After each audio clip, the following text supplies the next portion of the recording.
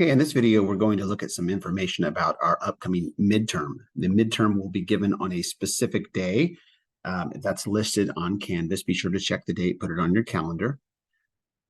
The exam itself is timed. Okay, we have 2 hours to complete the exam. There's an additional 10 minutes on the last question that I give so that you have time to upload some of your work.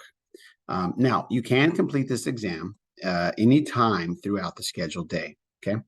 And be sure to check the Canvas for the scheduled day. I'm not stating the scheduled day because I have many classes and I'm using this video for several. So be sure to check Canvas for the scheduled day. You must complete the exam prior to the end of the day. So you could get up at 3 in the morning, who would, but I mean, you might, and you could work on the 2-hour exam then. You could work on it at 8 a.m. You could work on it at noon. You could work on it even as late as 10 o'clock at night. But know that once the exam begins, you'll have 2 hours. It is timed, unlike the other assignments you've been completing. Okay, so be sure to set aside time, space, availability, because the test will expire once you've started it.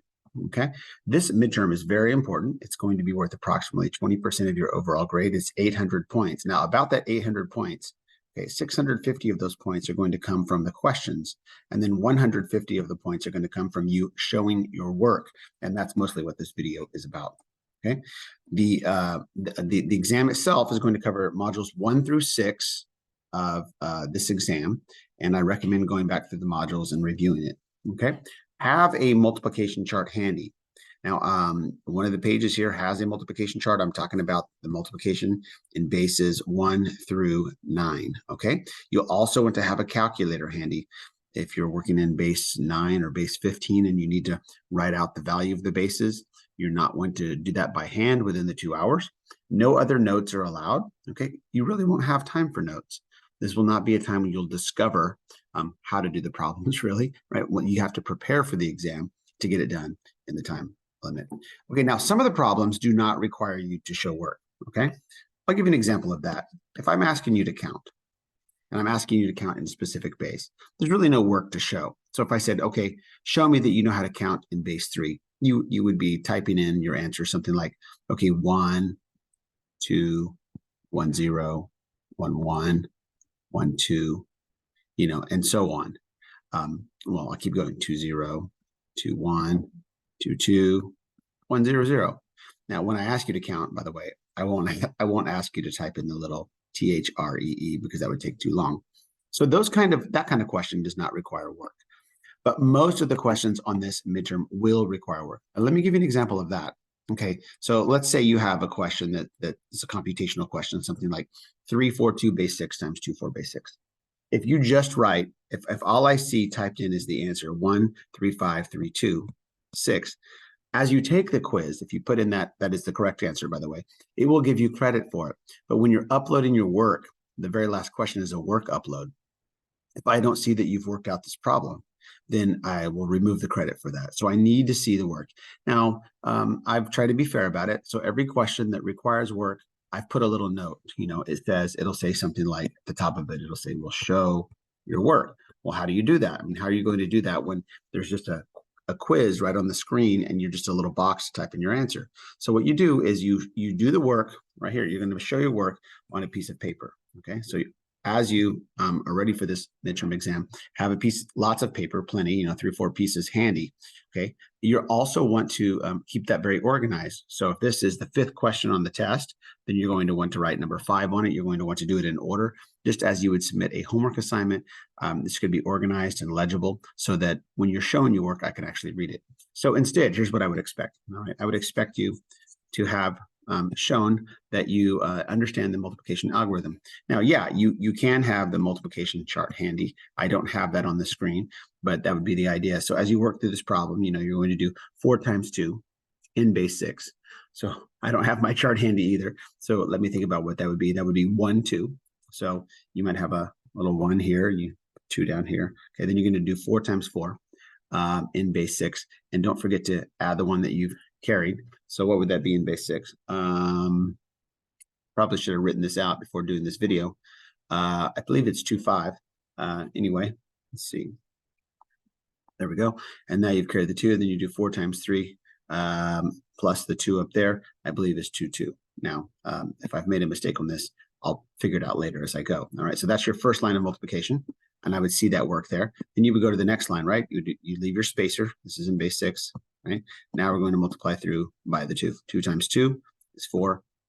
2 times 4 is 1, 2, 1. Okay, 2 times 3 plus the 1 up there, 1, 1. And then don't forget to add in base 6. So 2 plus 0 is 2. 5 and 4 is 1, 3. So 1, carry the 1. All right, 2 and 2 and 1 is 5. And then 2 plus 1 is 3, and then 1. And lo and behold, it looks like I haven't made any mistakes because that's the answer I'm supposed to get. All right, so this is what I'm expecting to see, not just the answer at the bottom. All right, so that's an example of how you would show work. Any one of the problems that ask you to show work, I'm going to be looking for you doing some kind of computation out. All right, hopefully that makes sense. Now, when you get done with the test, the very last question, it's actually number 20. I believe there's 20 questions on this test. Number 20 is going to ask you to submit your work. So I have another video that below this video on this page that somebody is showing how you can take pictures from your phone and submit those. Of course, many of you have already figured this out because you've been submitting homework from your phone. You can also use a scanner if you want to scan your work and get that document somehow into a computer or a phone, however it is you're scanning your work. You can submit it that way as a document. But a lot of you probably will be taking pictures from your phone. You're only going to take pictures of your work and submit that as the last question. So let me show you what I mean by that. Let me go over to the exam for you to take a look at that.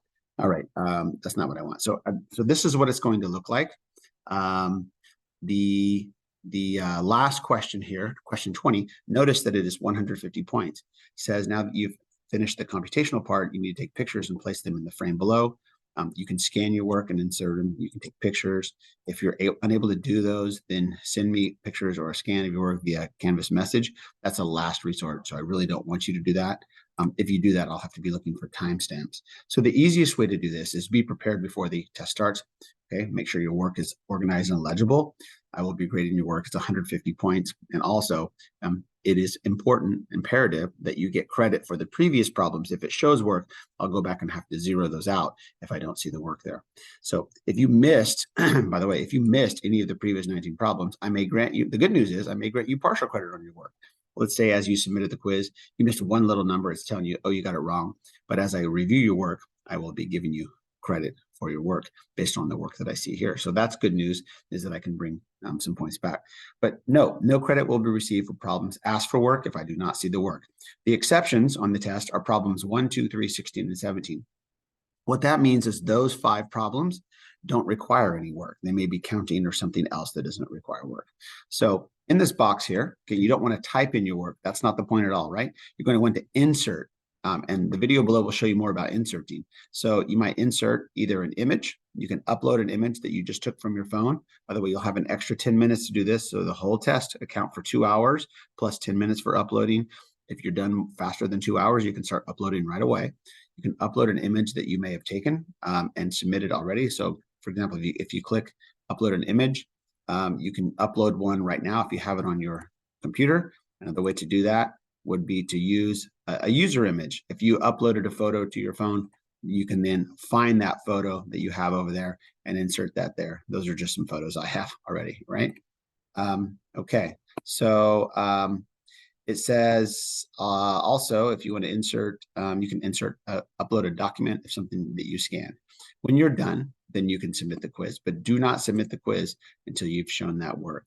If you have any questions about this, please be sure to reach out to me in the next day or so, and I'll try to clarify that. So I hope that it all makes sense, and you guys can do your very best on the midterm. Okay, that's it.